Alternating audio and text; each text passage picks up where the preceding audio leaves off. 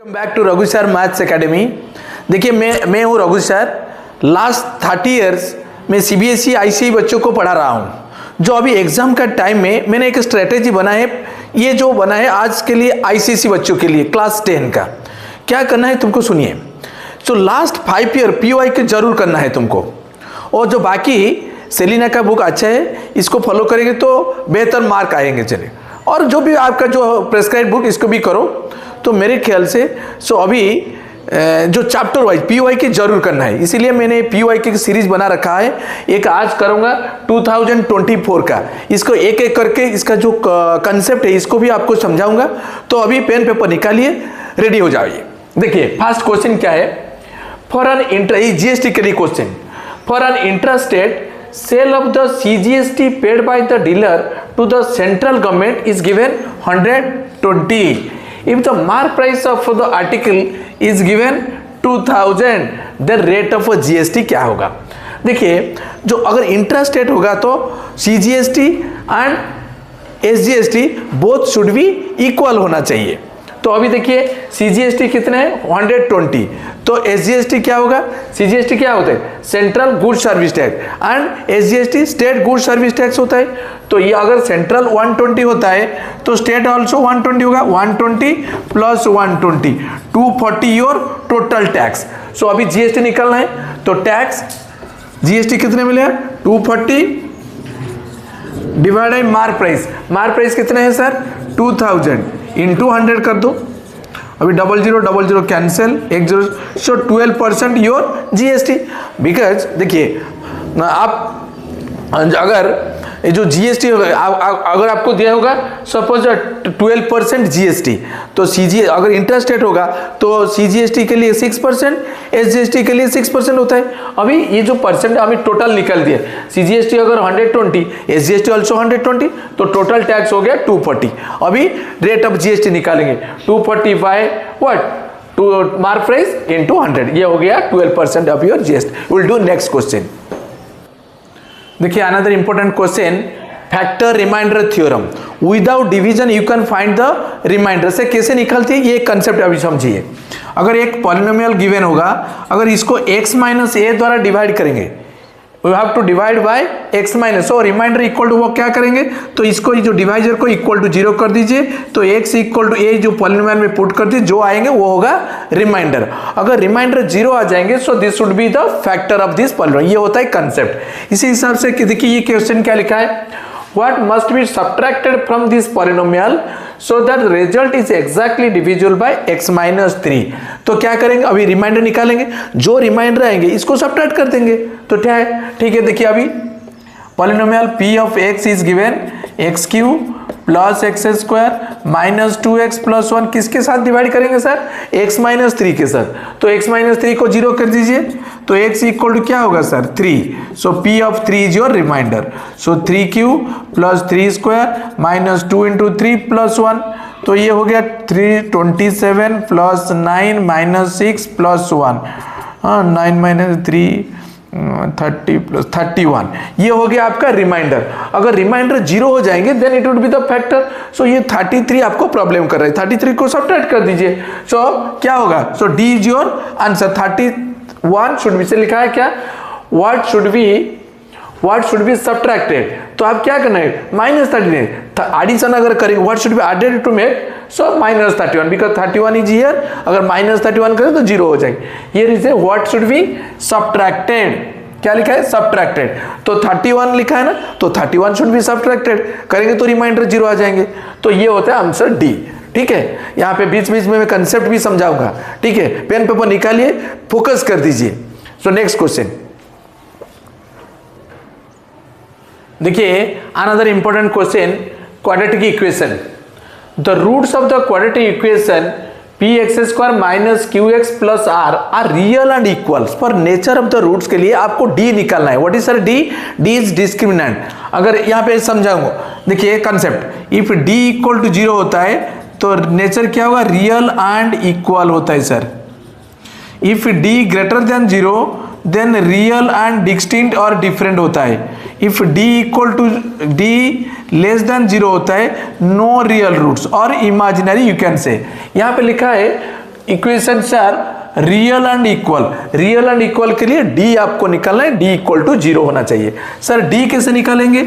Discriminant D equal to B square minus 4ac, this should be equal to 0। तो B क्या होता है sir? Coefficient of x, coefficient of x क्या है sir? Minus Q, तो minus Q का square minus 4 into C is constant R, ये क्या होता है sir? P, this equal to 0।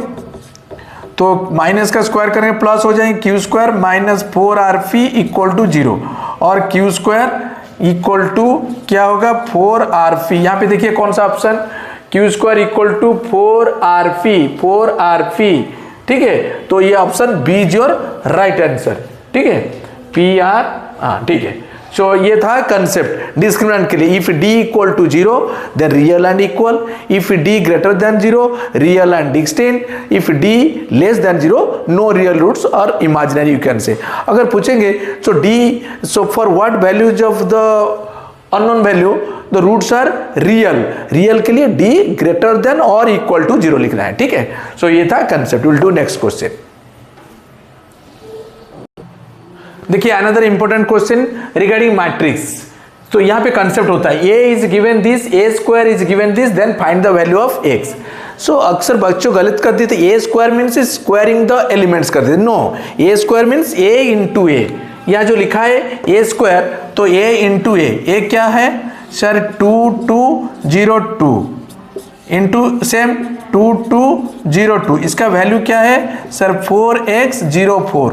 तो कैसे मल्टीप्लिकेशन करेंगे? ऐसे एल मैट्रिक्स के लिए आप ऑर्डर चेक करना है। When you multiply this two matrix, तो क्या चेक करना है? So column of the first matrix should be row of the second matrix होना चाहिए। इसका ऑर्डर 2/2, इसका भी ऑर्डर 2/2, 2/2, 2/2। ये कॉलम इसका रो साथ इक्वल होता है, तो वी कैन मल्टीप्लाई। कैसे करेंगे? देखिए ऐसे एल, so 2 into 2 4 plus again 2 into 0 0। Next second column 2 into 2 4 plus 2 into 2 4। Second row 0 into 2 0, then 2 into 0, ये भी 0 होता है। फिर सेकेंड कॉलम 0 इंटू 2 0, 2 इंटू 2 4, ये होता है मैट्रिक्स मल्टीप्लिकेशन। इसका रिजल्ट क्या है? 4x04। अभी देखिए 4 प्लस 0 क्या होता है सर? 4 प्लस 4 8 0 4। इसके किसके साथ इक्वल करेंगे? ये 4x04, ठीक है, ये दूसरा वाला। तो अभी देखिए 4 4, ठीक है, 8 equal to x corresponding element. When two matrix are equal then their corresponding element equal होता है। तो x इक्वल टू क्या है? 8। The option C is your right answer, ठीक है। Will do next question. So देखिए another question regarding statistics. median, the median of the following observation arranged in ascending order is given 64, then find the value। याद रखो median के लिए data should be arranged either ascending or descending। after arranging then you count number of data। if number of data even होगा तो क्या होगा, अगर number of data odd होगा तो क्या होगा। अभी देखिए, तो अभी कितने डाटा है? Already data is given arranged. देखिए count the number 1 2 3 4 5 6 7 8 9 10, n equal 10, that is even. So even के लिए मीडियन क्या होता है ना? n by, write down n/2 observation plus n/2 plus 1th observation bye 2, ये होता है मीडियन। अगर ऑड होगा तो n+1/2th ऑब्जर्वेशन। सो मीडियन क्या होता है सर? Middle most value. अभी देखिए ये जो मीडियन, इसके value is given how much ना? 64। Sir n is what? 10, 10/2 means 5th observation plus 5th plus 1 6th observation bye 2। Don't add 5 plus 6 11th observation, ये 5th ऑब्जर्वेशन होता है। 5th ऑब्जर्वेशन देखिए 1 2 3 4 5, ये 5th ऑब्जर्वेशन, ये 6th ऑब्जर्वेशन। तो इनका average equal to क्या होगा? 64। तो अभी देखिए 5th observation is x plus 6th observation is what? x plus 4 by 2 equal to your 64। Simplify कर दीजिए, x plus x 2x plus 4 equal to 2 उधर लेकर जाइए, 2 4 जा 8 128। अगर 2x क्या होगा? 128 माइनस 4 124, x होगा 124 बाय 2 क्या होगा? 62। तो x equal to find the value of x होगा 62 is your right answer. Will do next question. देखिए 3 points A B C are collinear. Sir collinear क्या होता है? एक स्ट्रेट लाइन में अगर तीनों पॉइंट आ जाएंगे तो ये होता है कोलिनियर पॉइंट्स। तो कैसे शो करेंगे तीनों पॉइंट कोलिनियर के लिए? आप देखिए, एक स्लोप फॉर्म है, एक डिस्टेंस फॉर्म भी है। तो अगर दोनों sir suppose A B C, A B का slope equal to B C का स्लोप इक्वल हो, दोनों लाइन पैरेलल कब होगा? If their slopes are equal. If slopes are equal then these two lines are parallel, A B and B C are parallel, but B is एक same point, तो ये straight line को आ जाएंगे। तो ऐसे हिसाब से आप कोलिनियर शो करेंगे। तो कैसे करेंगे? तो स्लोप इक्वल कर दीजिए, तो तीनों पॉइंट। तो सर स्लोप कैसे निकाले? अगर 2 points given, how can you find their slope? Sir y2 minus y1 divided x2 minus x1 होता है। अभी देखिए, ये जो पॉइंट ए बी का slope of A B, slope of A B, so क्या होगा sir? y2 minus y1 minus 2y minus 1 divided x2 minus x1 3 minus x। Similarly slope of B C, slope of B C same y2 minus y1 minus 5 minus of minus 2 plus 2 divided x2 minus x1 4 minus 3। तो ये क्या होगा sir? Minus 5 plus 2 minus 3 by 1, दोनों को equal कर दीजिए। तो minus 2 minus y by 3 minus x equal to minus 3। अभी क्रॉस मल्टीप्लिकेशन कर दीजिए। So 3 into minus 3 minus 9 plus 3x equal to minus 2 minus. आपको क्या किसी हिसाब से लिखाएंगे? The value of y in terms of x। y क्या होगा? y इधर लेकर आइए, तो plus y, everything should be transfer to this side. Minus 2 था, ये प्लस 9 माइनस 3x, तो ये हो गया 9 minus 7 7 minus 3x, so 7 minus, so y equal to 7 minus 3x। कौन सा ऑप्शन? ये option D is your right answer. ठीक है, स्लोप भी कर सकते, डिस्टेंस फार्मूला भी। कैसे? सो डिस्टेंस फार्मूला क्या है? ए बी सी, अगर any two A B plus B C अगर ए सी हो सकते हैं, एनी टू को ऐड करेंगे, थर्ड के साथ अगर इक्वल हो जाएंगे तो हो जाएंगे कोलिनियर। ठीक है, ये था concept. Will do next question. So another question, the given table shows the distance covered and the time taken by the train, moving train at uniform speed। ये क्या होता है sir? Constant speed, speed vary नहीं करती है, uniform speed along a straight track। तो अभी table given, distance in metre, time in second, 60 to 90 x y 5। तो क्या है? यूनिफॉर्म स्पीड मीन्स, तो स्पीड कैसे निकाले? डिस्टेंस बाय टाइम तो कांस्टेंट होता है, तो 60 बाई 2 जो मिलेगा 90 by x same thing, because it's a uniform speed, constant speed. तो अभी इसको क्रॉस मल्टीप्लिकेशन कर दीजिए, तो 60 into X equal to 90 into 2। अगर x निकालेंगे तो 90 इंटू 2 डिवाइड बाई क्या है? 60, 0 0 कैंसिल, 2 3 3 3, x हो गया आपका 3 एंड y सिमिलरली ये भी बना सकते हैं आपने, 60 by 2 equal to y by 5, इसको भी कैंसिल कर 30, तो y इक्वल टू क्या होगा? 150। तो x equal to 3, y equal to 150, ये होता है आंसर। ठीक है, will do next question. So देखिए, seventh term of the given AP in general term, any term, how can you find the general term? You know, an equal to a plus n minus 1 into d, a1 first term, a2 second term, any term when you find, you can use this formula. Sir, what is a is first term, n is जो term आपको निकलना है, और d is what? common difference। आपको चाहिए seventh term, तो a7, तो a क्या है sir? 1 by a plus n is 7, 7 minus 1 is 6, d क्या होता है? Second term minus first term, निकाल दीजिए, 1 by A plus 1 minus 1 by A, sir 1 होता है d, तो 1 बाई ए प्लस 6 ये होता है।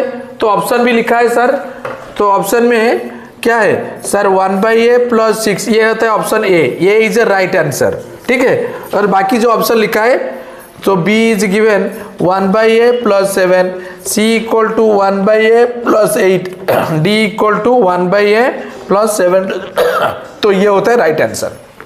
सो विल डू नेक्स्ट क्वेश्चन। देखिए, another question related with shares and dividend. The sum invested to purchase 15 shares, आपको 15 शेयर परचेज करना होगा of a company, nominal value is given, NV is given 75 eight a discount 20%। तो market value क्या होगा, अगर 25 discount होगा तो 80% में परचेज किया है, और 20% निकाल देंगे तो माइनस करेंगे तो सेम आंसर आएगी। तो डायरेक्ट कर सकते हैं, अगर 20% डिस्काउंट तो कितने परसेंट में परचेज करेंगे, 80%, 100 माइनस 20, तो मार्केट वैल्यू हो गया 80%, 80/100 ऑफ 75।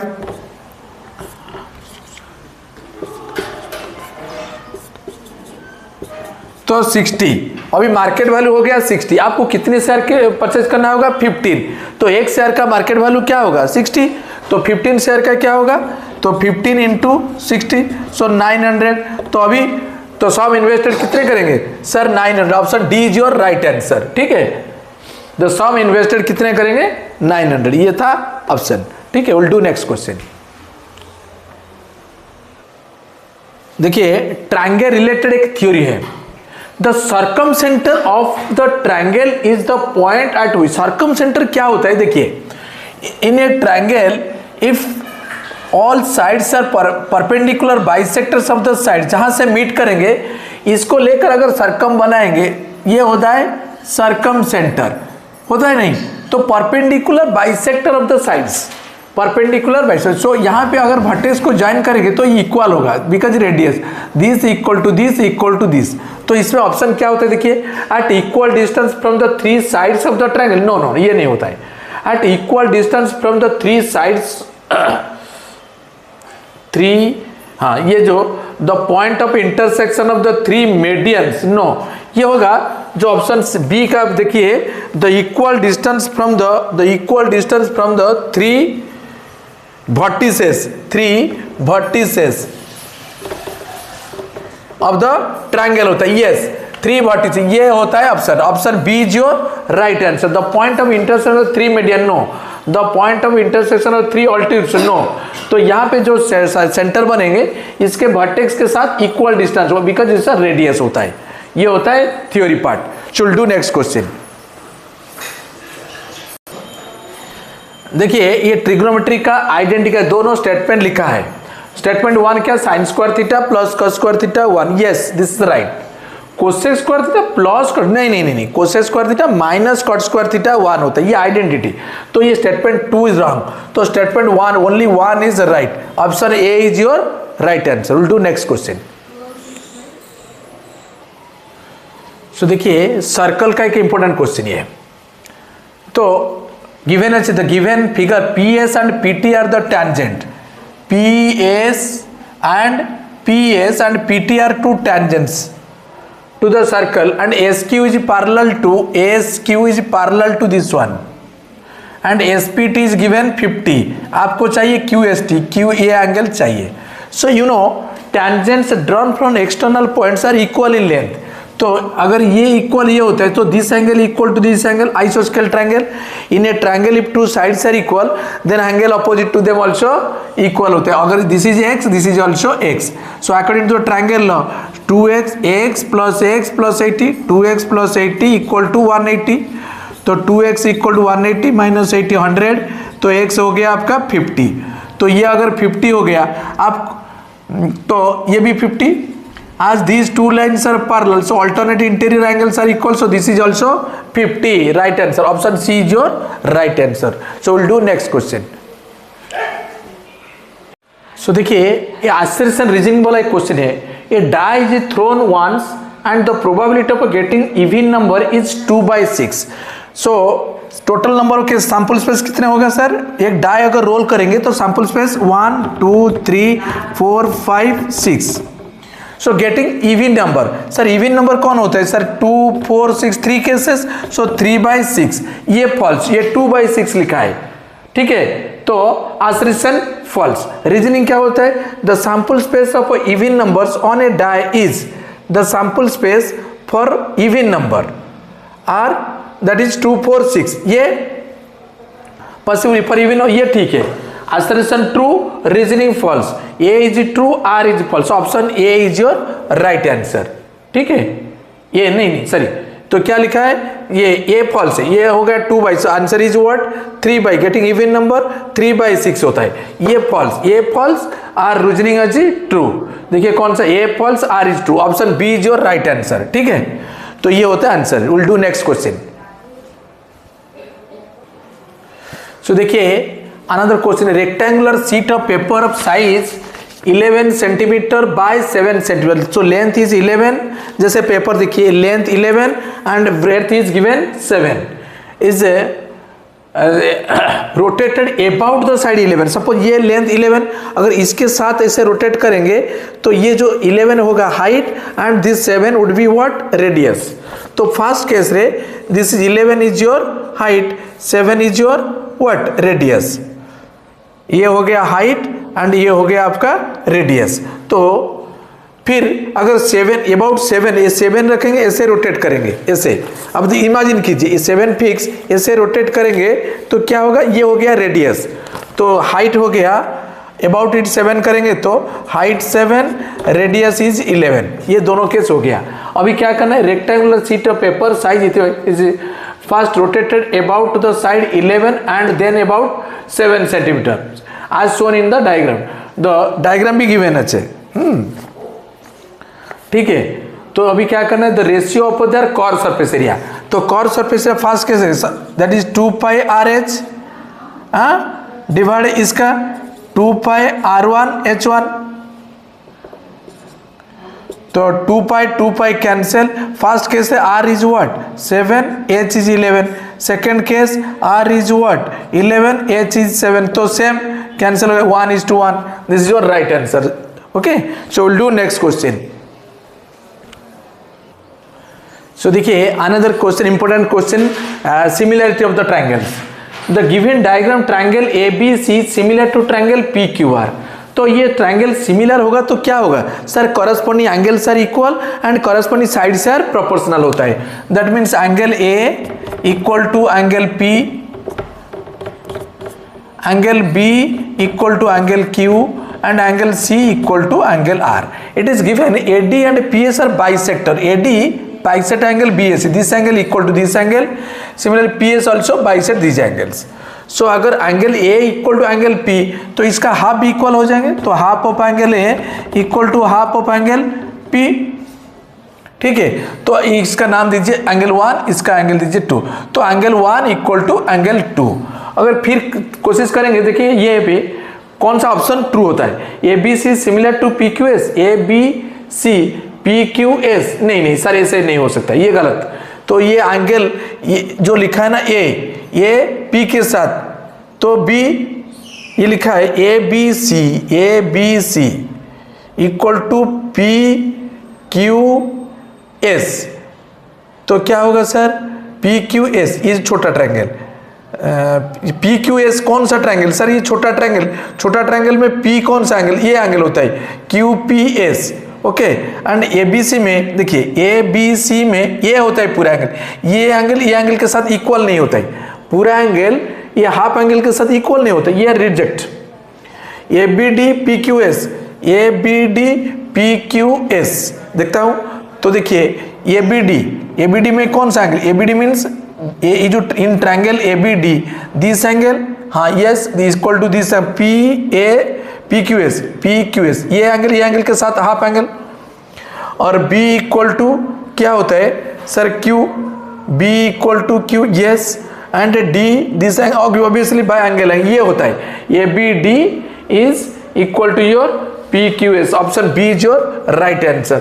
सर ये क्यों नहीं होगा, ABD PSR, देखिए तो ABD PSR, तो ये कैसे होगा सर ABD, तो ये एंगल नहीं होता है, ये एंगल P के साथ इक्वल नहीं है, ये एंगल ABD में छोटा ट्रायंगल, ये एंगल 1 एंड PSR ये, तो ये एंगल, हाँ ये एंगल के साथ हो सकता है। Then angle B equal to S, ना ये नहीं, ये गलत हो गया, तो ये option B is your right answer. देखिए अब तक जो MCQ पार्ट अभी खत्म कर लिए है, सो बाकी जो सेक्शन A का 2, 3, 4 करेंगे, फिर सेक्शन B करेंगे, एक करेंगे। आप थोड़ा जब मैंने बीच में जो कंसेप्ट भी आपको समझाया, तो मेरे को सो फॉलो कीजिए। मैं जो मेरा लास्ट 30 ईयर से एक्सपीरियंस है, ज़्यादातर आप प्रैक्टिस नहीं करना चाहिए। मैं जो बता रहा हूँ इसको फोकस करिए। सो बाकी जो क्वेश्चन जो आप सेलिना का फॉलो करो, इससे इंपॉर्टेंट बुक है, सेलिना को फॉलो करो। और जो PY के 5 ईयर्स गारंटी करना है, बाकी जो सैम्पल पेपर अभी आ रहा है इसको भी करो, ठीक है। मैं इस सीरीज अभी लेकर आ रहा हूँ, कमिंग क्लास में बाकी जो क्वेश्चन करेंगे। ये 2004 का PY के, ठीक है। सो अगर ये इसको आपको कुछ अच्छा लगता है और कुछ जानकारी मिलता है, कुछ नॉलेज आता है, तो दोस्तों के साथ भी शेयर कीजिए। Thank you.